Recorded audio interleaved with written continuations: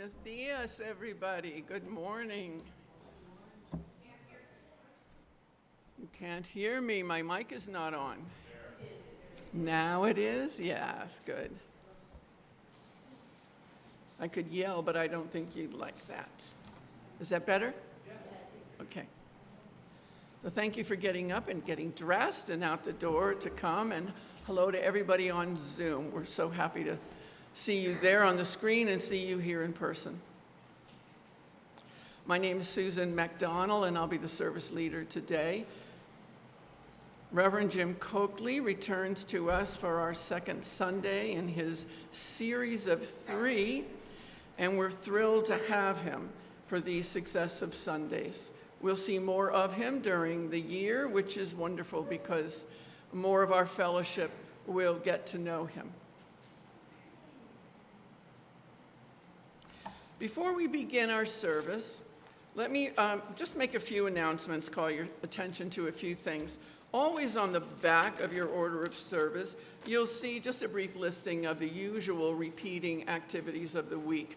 Reverend Tom always holds his coffee hour on Tuesday mornings. There's lunch and games at the La Frontera restaurants on Thursdays. And especially Monday the 27th will be our semi-annual, semi-regular Circle Cena at La Frontera, which is a wonderful opportunity to come bring your friends, bring other UUs, just come and enjoy the food and the camaraderie. You need to call the Frontera restaurant to make reservations. The number's here, and you will also see it in the newsletters. I think that's it for those. Scam emails. Many of you in previous congregations, and it happens here, happens everywhere, scam artists obtain the entire list of people who are on a church's listserv. And somebody did this last week. And you get an email from this person who looks like it's coming from Reverend Tom Rosiello. But it's not the way his email would come to you. He doesn't sign it the same way. And the most important thing is, if you ever get an email, however legitimate it looks, if this fake Reverend Tom is asking you for money, can you go and get a bunch of cash cards at the store and send them to that person, or the numbers? Ignore it. It will never be Reverend Tom, ever, ever. So just don't even open it if you can help it. If you do, there's a place on Google or Gmail or whatever where you can click and say, report this phishing scam. If you can do that, then they will hear about it and it'll get shut down. Best thing to do is block it immediately. A couple people took it seriously, as I almost did this past week. And then something about the wording did not sound like Tom. So trust your instincts. It's probably not Tom. It is not Tom, because he would never ask you for money. So we will begin with Reverend Coakley. Can we call you Reverend Jim? Yes. No, right, we're going to call you Reverend Jim, with the chalice lighting and his opening words.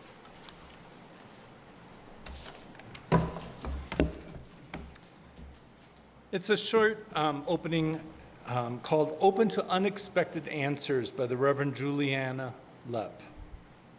We seek our place in the world and the answers to our heart's deep questions. As we seek, may our hearts be open to unexpected answers. May the light of our chalice remind us that this is a community of warmth, of wisdom, and welcoming of multiple truths. I'm glad to see someone else struggle. Last week I struggled. No, I'm not glad that you had to suffer. I'm glad I'm struggling. Like I'm not the only one. All right, our welcoming hymn today is number 335, Once My Heart Was Passion Free. This was a new one to me, and it was suggested to me by my music committee because of the words of it. So as you sing, it's a very singable melody, and we're going to have a video that's beautiful, and you can watch the words on the screen and listen to her singing the song. But please rise, embody your spirit, and join us with hymn number 335.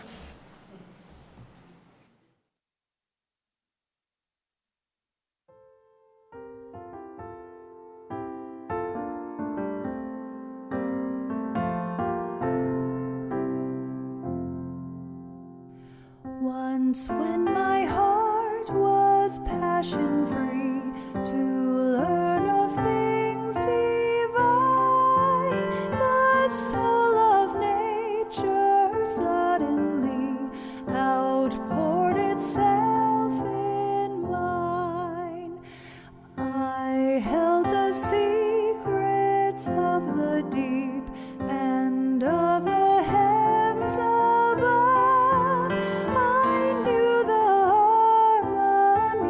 Sleep, the mysteries of love, and for a moment's interval, the earth, the sky, the sea, my soul encompassed each and all as they encompass me.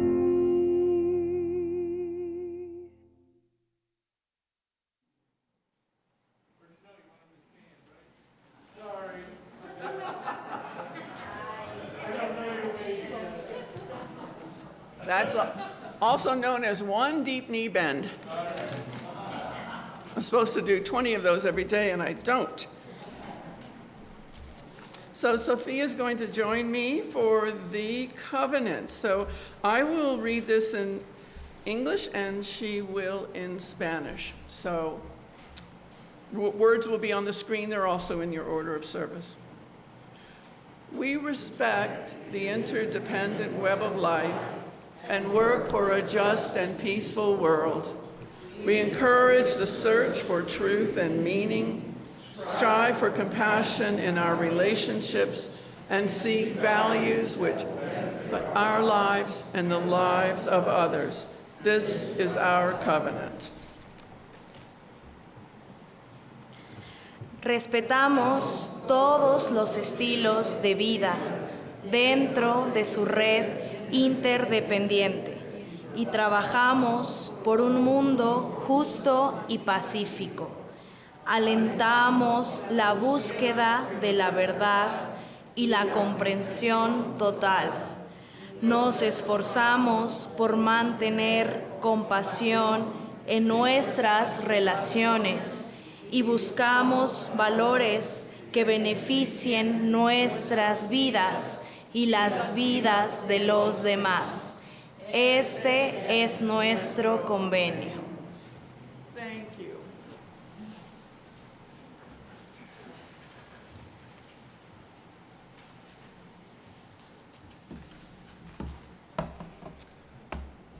When I'm marrying a couple in the middle of the service, right before they take their vows, I often tell them that you are so blessed that you are able to be loved and to give love to one another. And I think of this time in the joys and sorrows and concerns of our service as that way that we exemplify that with each other in the congregation. That you are able to be loved, you're able to tell us what's on your mind or put it out in the universe and expect to be loved in return. So with that, we will enter our time of joys, sorrows, and concerns by lighting the first candle with the utmost gratitude to the people of Mexico for having all of these expats in their community with such hospitality and such friendship for decades and decades and decades in San Miguel. We also light a peace candle as a reminder about the need for us to continually walk forward to live in peace and love and know that there's many places in the world where peace is not part of their daily life right now. And as far as other joys and concerns that have come in this week, Reverend Tom forwarded to me We light a candle of concern and support for Kathleen Nolan, who is back in the U.S. and ill with COVID. We send her our healing thoughts and prayers, of course, for a quick recovery. And then we light a candle of joy for Kathy Zapata, who continues on the road of recovering from major surgery and is returning to San Miguel next week for a few weeks before she has to go back to the U.S. for more surgery. That's a lot. It will be great to welcome her back, even if just for a few weeks, so please hold her in your thoughts and prayers. And then one more joy, and it's a little sadness. This is Susan's last time to do a service here, because she's returning back to the U.S. as well. So thank you, Susan, for all your work and leadership all these years.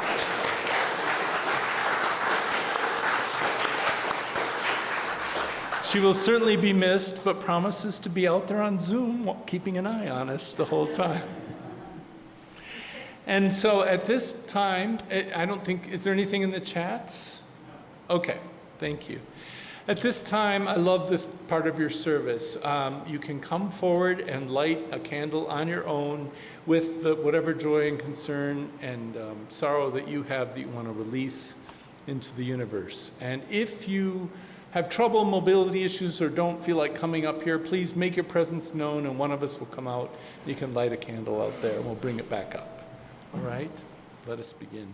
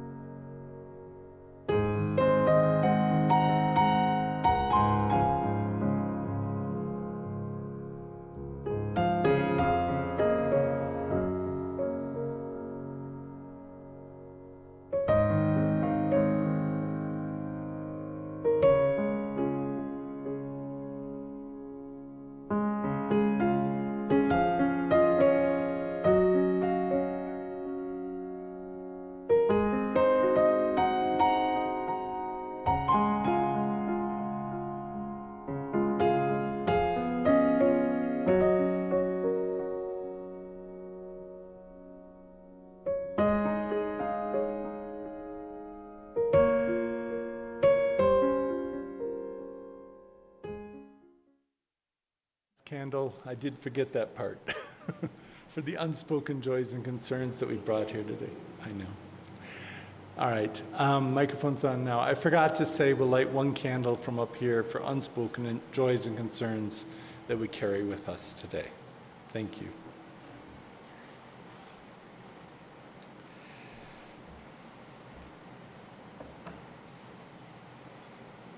My reading today is by the Reverend Sarah Goodman. When I found this reading, it's obvious that you're jumping right into the middle of something, so I assume she was giving a sermon on curiosity. That's the title of this, and it starts right with probably how she was wrapping it up. And so we use our little seed of hope to do something. Even if that something is to talk about how hopeless we feel or helpless we feel. Even if that something is turning off the news and going for a walk with a beloved. Even if that something is deliberately shifting our anxiety into something else. Remember when I told you about anxiety and its opposite? No, the opposite of anxiety is not calm. It's not confidence. The opposite of anxiety is curiosity. Anxiety is worrying, saying, oh no, what's going to happen next? And curiosity is, oh wow, I wonder what's going to happen next. It might be tempting to imagine what might happen. It might be tempting to look at the past and imagine that we know what the future will bring. It might be tempting to imagine that the future is set and that we can't do anything about it from here. But we can't know what's going to happen in the days and weeks ahead. We can turn our anxious brains away from imagining catastrophes it wants to focus on and instead start to be curious. What could happen if all went well? Instead of imagining impending doom, we might imagine how we could hold each other in the chaos. Instead of remembering an awful day years ago, maybe we can remember how we reached out for each other in the early days of the lockdown, bringing food, meeting in parks and on porches with our neighbors and friends. We can imagine a world transformed. And so the next slide I wanted to share with all you, this is my image of a curious cat, which is also on the order of service. So I titled this one, Curiosity Didn't Kill the Cat. The old saying tells us that curiosity killed the cat, but anyone who's actually lived with a cat knows better. Curiosity didn't kill the cat, it wore the cat out. It led the cat into little corners, onto windowsills, behind doors, into boxes. If you've ever gotten a delivery from Amazon, that's the first thing they go to. Under blankets, and eventually into a well-earned nap. So curiosity didn't destroy the cat, it engaged the cat. It moved the cat. It kept the cat alive in the world. And for us, I think curiosity does something similar. Perhaps curiosity isn't really the dangerous impulse to be suppressed, but a life-giving force to be reclaimed, to be embraced. And perhaps, especially in anxious times, curiosity isn't the problem, it's the antidote. That's what Reverend Sarah Goodman offers us in a simple but profound reframing. This is why I grabbed this reading. The opposite of anxiety is not calm. That's what I would have thought. It's not confidence, if you're anxious to stand in front of a group of people you don't know. But the opposite of anxiety is curiosity. Not, oh no, what's going to happen, but oh wow, what could happen? That shift, it's kind of subtle, but it changes everything, and that's what I want to talk about today. Now, all right, many of us here today have lived long enough to know anxiety quite intimately, especially the baby boomers. I was born on the very tail end of the baby boom, so I've got one leg in baby boom and one leg in Gen X. So the baby booms, okay, I'm sure I'm going to see some nodding heads. We had some biggies in the area of collective worry. There was always the Cold War out there. The threat of nuclear annihilation, that's not to be ignored. Civil rights struggles, assassinations, and Vietnam. They're the big ones that really stick out. But then for the next generation, Gen Xers, it got added on. There was a lot of economic recessions, The environmental crisis began to really show its ugly head during their childhood, essentially. And now they live in a rapidly changing world that can feel really unrecognizable at times. The millennials, these are my kids. 9/11, they will always be known as the generation for 9/11, and then the following war on terror, supposedly, with Afghanistan and Iraq, as well as the Great Recession, which came on right when they were looking for jobs. Then Gen Z and the Alphas, the latest generations, they had profound shifts in their culture from the information age. Not to leave out the COVID pandemic, which was going on when they were starting out school, and it's profoundly altered their childhood. Of course, the older you are, the more compounding all these points of anxiety become, and many of us have seen history pivot more than once. We've lived through moments when the future felt very precarious, even frightening. And in many ways, I think a lot of us feel like we're living through that right now, and it's probably more precarious than anything we've seen before. So today also, anxiety comes to us as a constant stream. It glows from all of our screens, and frankly, it feels, at least to me, like it's humming always in the background of a conversation I'm having with somebody. There's always something to worry about, it seems. The climate, democracy now, the economy, our health, that's always a big one here, and our children and grandchildren. Anxiety is an adrenaline rush, we've got to admit it. At its core, it's actually designed to be a good thing. It's a natural human response deep in our DNA that was designed to protect us by imagining what could upset our plans.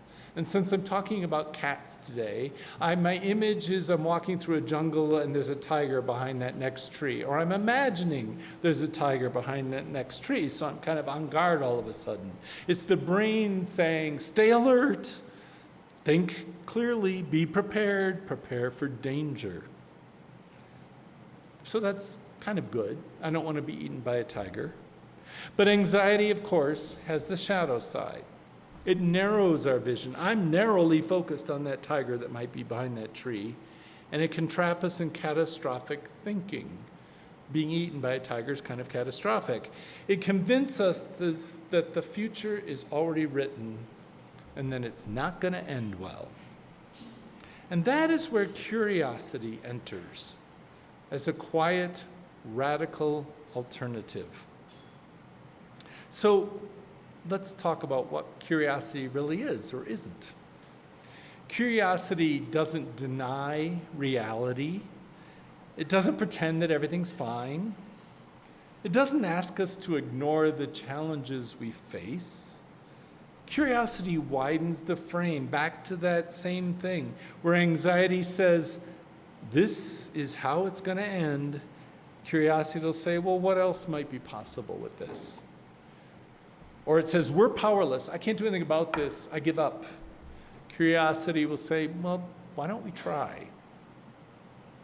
Or kind of the same thing. It's too late. We're done. And curiosity will say, well, wait a minute. What hasn't been imagined yet? Curiosity interrupts the certainty of despair. That's kind of a key phrase. Curiosity interrupts the certainty of despair, and that matters. Because despair thrives on certainty. It feeds on the belief that nothing's going to change, that the trajectory is fixed, and the story is already over. Well, curiosity reopens the story. Think for a moment about times in your own life when things didn't go as expected. Not just in small ways, but in those kind of big, profound moments in your life, okay? So here's some examples. A job loss that eventually maybe led to something more meaningful. A relationship that ended, but in the end it made space for deeper connection later. Or a move you didn't want to make, but then that place became a place you learned to love. Or a hardship that perhaps revealed strengths in you didn't even know you had. Now, of course, Not all disappointments turn out to be positive. This isn't Disneyland. But the point is that many of the most defining moments of our lives were unpredictable. They weren't the outcomes we would have chosen in advance, and yet they became part of the fabric that we all are now. So curiosity allows us to remember that truth. We can't know what's going to happen in the days and weeks ahead. History teaches us that. And so the question becomes, how do we live in that uncertainty?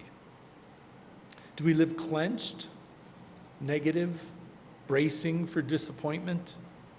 Or do you live open, wondering what might yet unfold?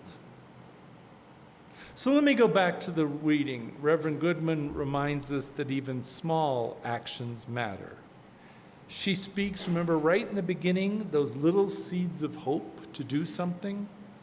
Sometimes that something, it isn't grand or heroic. I'll give you some ideas. Sometimes, as she says, it's simply speaking honestly about how helpless we feel at the moment. Reach out to someone. Sometimes, and I've had to do this, just turn off the news and go for a walk with someone we love. Sometimes it's choosing deliberately to shift our anxiety into something else. If you like to bake cookies, do something else.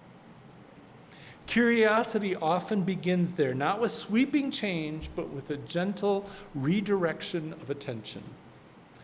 Instead of asking, what terrible thing is coming next? You can say, what small, meaningful thing can I do today? Instead of asking, how is everything going to fall apart?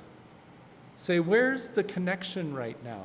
So it may fall apart, but if you think about it in advance, if this happens, who are the people I want to be there with? Who do I want to talk to? And strengthen that connection now. Or you can, anxiety will say, what if everything goes wrong? You should say, well, what if something goes right? Right? It's all in your head. So for many in this congregation, there's a deep well of lived experience to draw from. I've been hearing a lot of stories this week. You've seen communities come together in times of crisis, and I know a lot of you were leaders in helping the community come together in times of crisis. You've seen movements grow from small beginnings, and you've seen progress that once seemed impossible.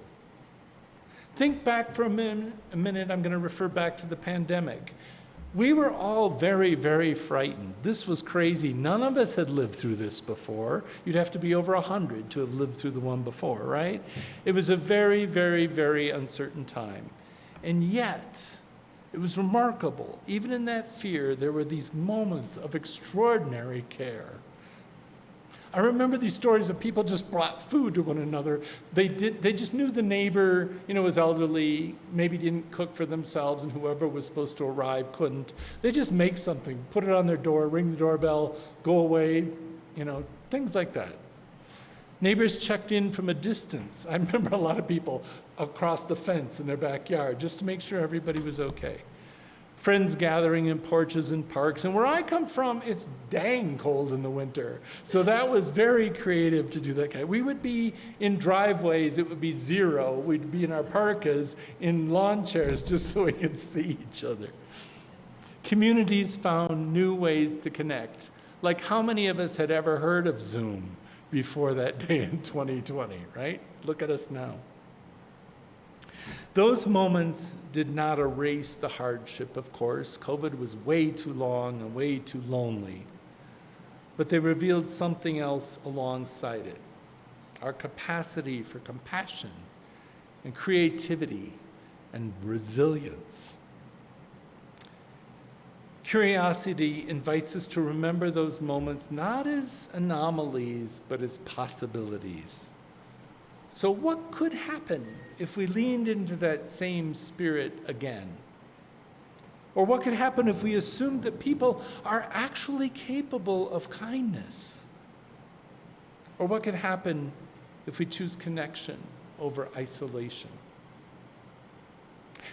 There's also a spiritual dimension to curiosity for me that resonates deeply within Unitarian Universalist tradition. Think about it a second. We are a people who value questions more than answers. We are the ones always asking the questions. We're a people who understand that truth is not fixed, but always unfolding. And we're a people who believe that revelation is ongoing. Curiosity is, in my opinion, in many ways a spiritual practice. You have to be vulnerable to do it. It keeps us open to growth. It prevents us from becoming rigid in our thinking. It allows us to encounter the world and one another with humility and awe and wonder. When we approach life with curiosity, we're less likely to reduce people to labels or assumptions. We're more likely to ask questions like, okay, who are you really? Because I'm just surprised by what you just said. So you start asking more questions. Or what is your story? Let me know. What can I learn from you? And in a divided world that we live in now, that posture really, really matters. Curiosity builds bridges, where certainty builds walls. Now, of course, curiosity is not always comfortable. It requires us to sit with not knowing.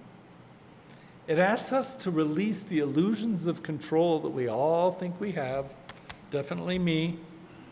It invites us into a space where outcomes are uncertain. But that is also where possibility lives. If everything were already determined, there'd be no room for transformation, which is a key Unitarian Universalist value. There'd be no room for growth. There'd be no room for surprises. So curiosity keeps that space open. So what might it look like, in practical terms, to cultivate curiosity as an antidote to worry? It might look like noticing when your mind begins to spiral into those worst-case scenarios and gently asking, and I do this, okay, that is one possibility, the world could end, but that's not probably the only possibility. What happens if I pull back from that? How could it be a little bit different? Or I'll just ask myself, is worrying really helpful? Is it doing anything for me? I can't maybe do anything about it today at this moment, so just stop. Is it that necessary? It might look like limiting your intake of information that fuels anxiety that also doesn't offer you any agency. In other words, they're telling you that everything is horrible and you can't do anything about it, here it comes, right? And then replace it with something that nourishes your spirit, that reminds you of who you are, of your humanity, and that you have agency. Again, it might look like just reaching out to someone, not because you have all the answers, but because you're willing to examine the questions together. It might look like engaging in small acts of care, little tiny tangible ways of contributing to the well-being of someone else. It might look like allowing yourself moments of wonder. Pick one that you like. A walk in nature. You've got a lot of gorgeous parks here. A conversation.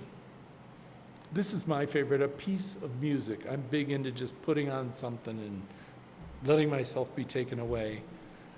Or even a memory. Be very choiceful. Pick a memory that reminds you of what is still good and beautiful in your life, in this world. Curiosity is not abstract. It's embodied in the choices that we make every day.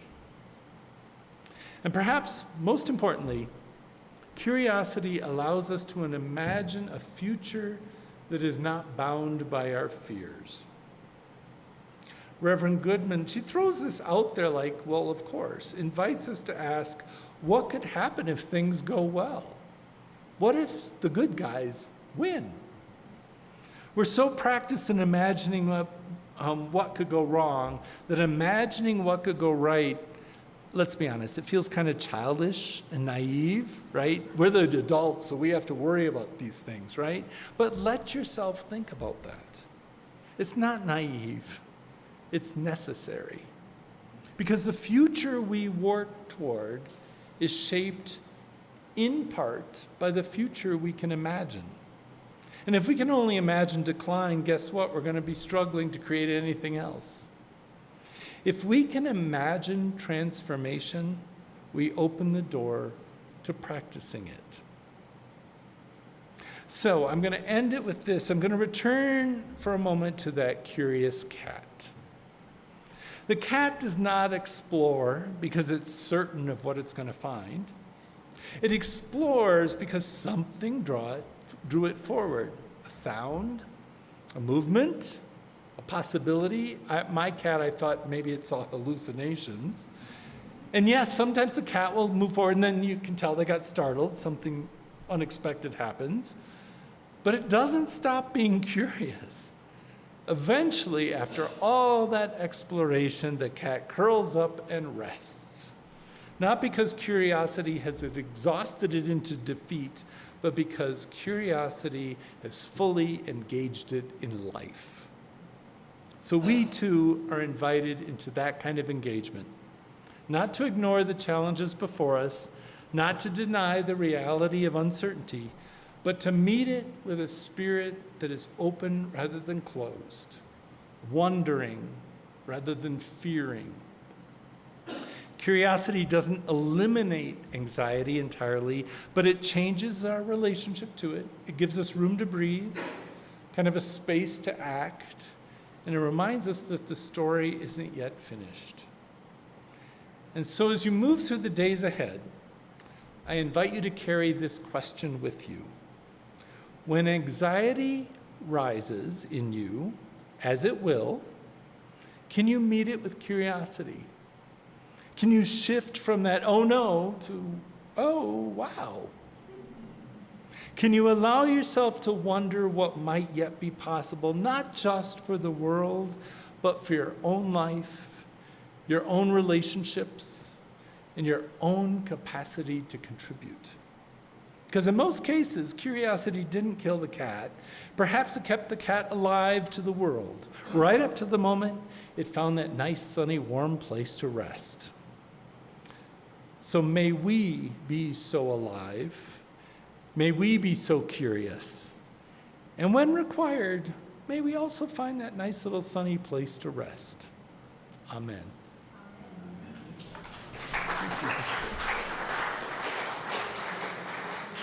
Thank you. Our closing hymn is number 311, Let It Be a Dance. And it's one of my favorite hymns, partly because it seems kind of whimsical, but partly because it seems to talk about the message of the sermon in that all of life is a dance. And the important part is you stay in the dance and keep on dancing as you go through life's phases. So please rise, embody your spirit. It's going to be a video again of Let It Be a Dance, so you can watch the words on the screen.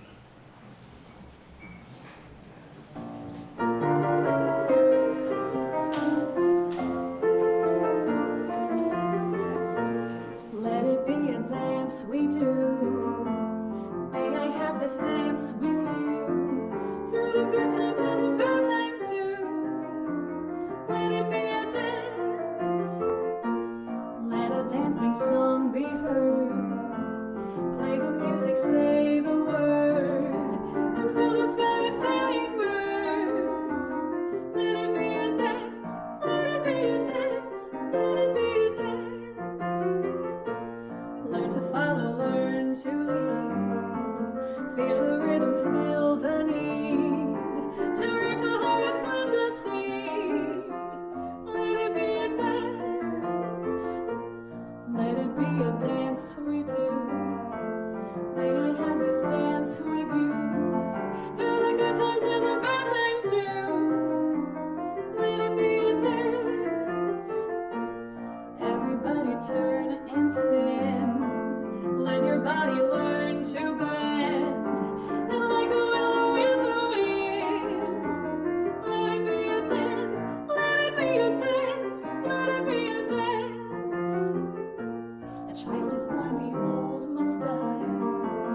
time for joy, a time to cry.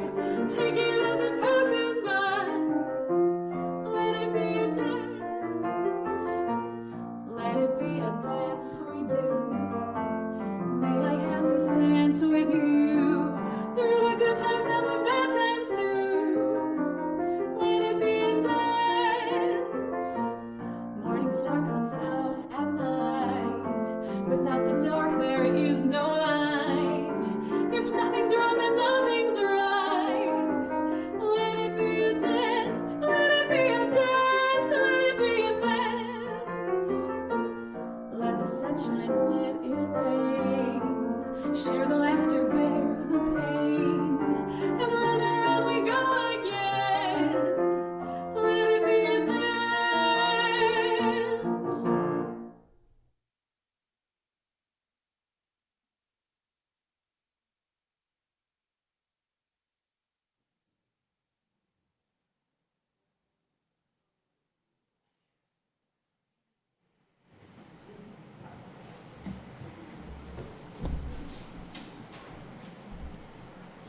So we've come to the time in our service when we invite you to think about the concept and the reality of generosity.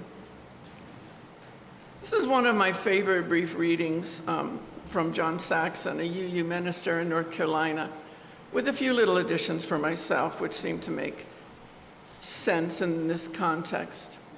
He writes, "A religious community is like a river formed from the many streams of our lives that meet and merge and flow to the sea.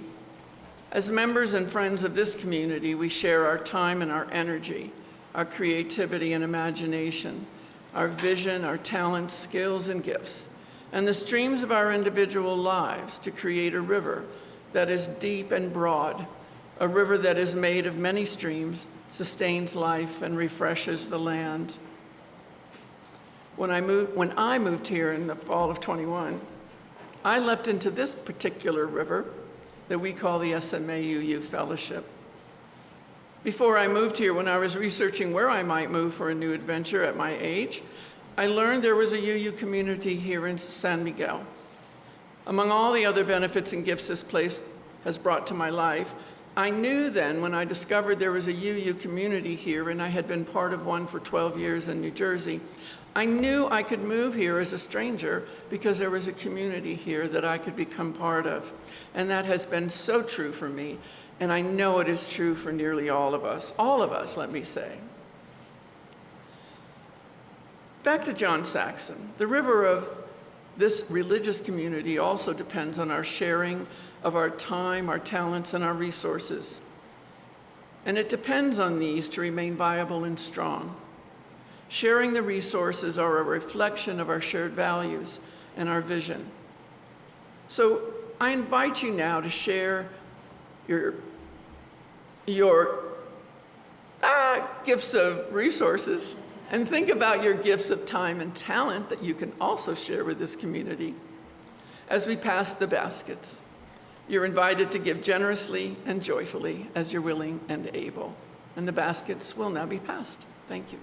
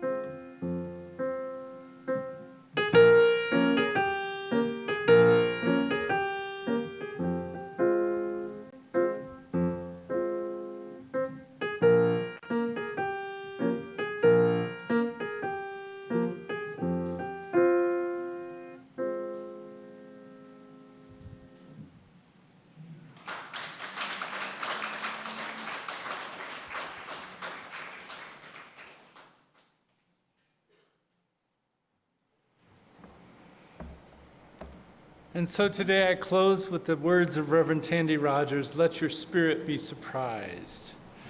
May your wonder be bigger than your fear. May questions lead you gently into truth, not control. May you meet the unknown with wide eyes, and let your spirit be surprised. Go in peace until we meet again in a week. And speaking of surprises, we picked a musical selection from probably your youth, Out of the Country by Three Dog Night for a postlude.